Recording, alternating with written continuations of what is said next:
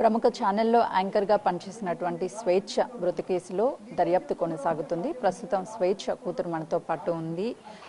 నిన్న పూర్ణచందర్ ఒక లెటర్ని విడుదల చేశాడు. పాపని నేను ఎంతో ప్రేమగా చూశాను, ఒక తండ్రి స్థానాన్ని ఇచ్చాను అని చెప్తున్నాడు. నీకు పూర్ణచందర్ ఎప్పటి నుంచి పరిచయం? 4 years నుంచి తెలుసు నాకు. అసలు అమ్మ ముందర చాలా యాక్టింగ్ చేసేవాడు, నేను అంటే చాలా ఇష్టం అని అది ఇది అనుకుంటూ అనేవాడు. కానీ అసలు చాలా అంటారు మిస్బిహేవియర్ ఉండే నాతోని. ఎప్పుడైనా అమ్మతో చెప్పే ప్రయత్నం చేసావా? ఎవరితో చెప్పేదానివి ఈ విషయాలన్నీ? నేను అమ్మకి చెప్తే అమ్మ నమ్మలేదు అసలు. ఏం కాదు, ఫాదర్ అయినా కానీ క్లోజ్గానే ఉంటారు కదా, ఫాదర్ అనుకో అని అన్నది అమ్మ. అసలు అమ్మ నమ్మలేదు ఫస్ట్.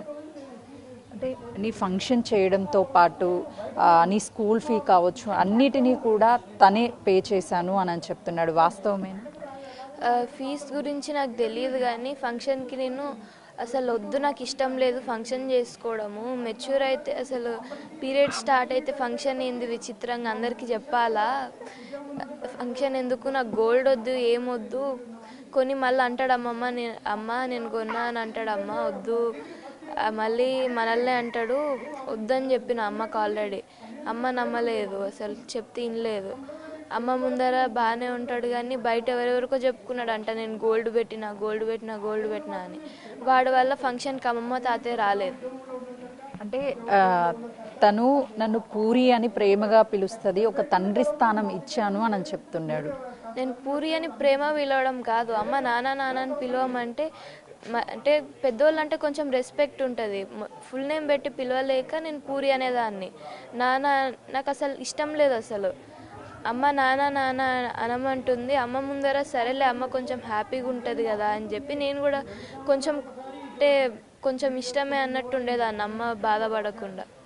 కానీ నాకు అసలు ఇష్టం లేదు. ఎలా ఉండేది ఇంట్లో అసలుకి పూర్ణచందర్?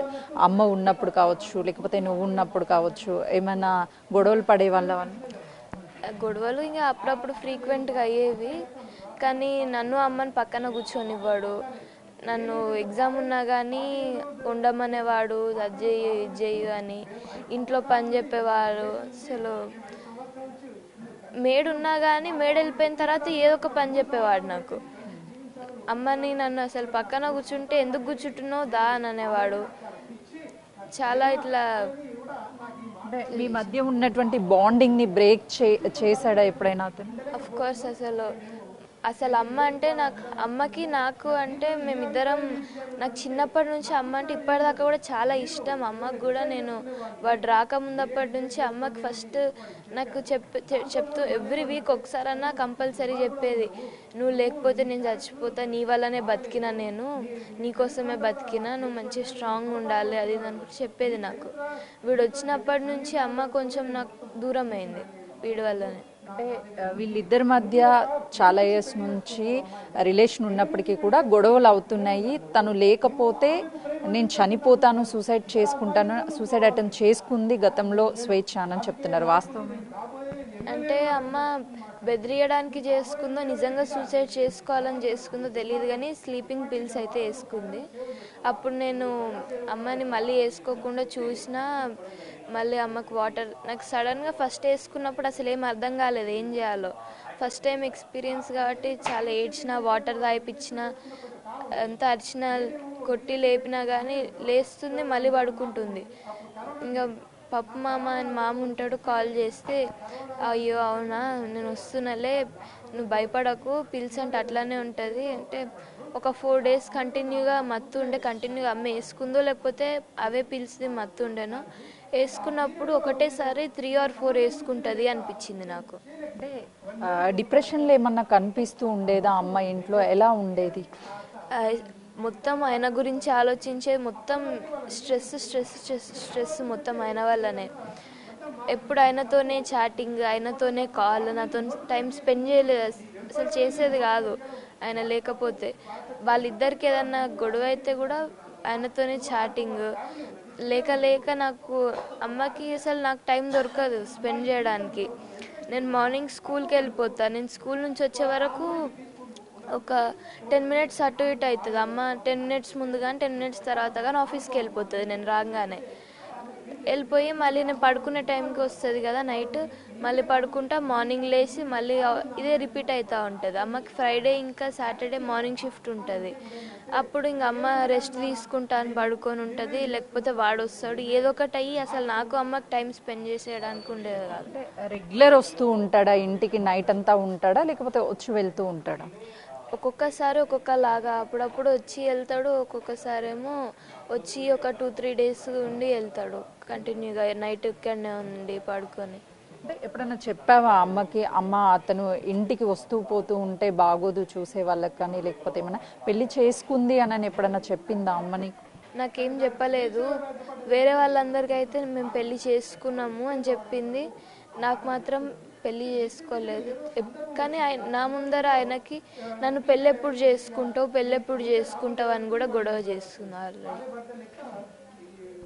పూర్ణచందర్ లెటర్లో కేవలము చావుకి కారణము తండ్రి తను ఇంటికి వచ్చి 2 సంవత్సరాలకు ఒకసారి అబ్బాయిని తీసుకొచ్చిన అల్లుడు అంటే నా పరువు పోతుంది అని అవమానానికి గురి చేశాడు, అందుకే సూసైడ్ చేసుకుంది అని చెప్తున్నా. ఏం చెప్తాం?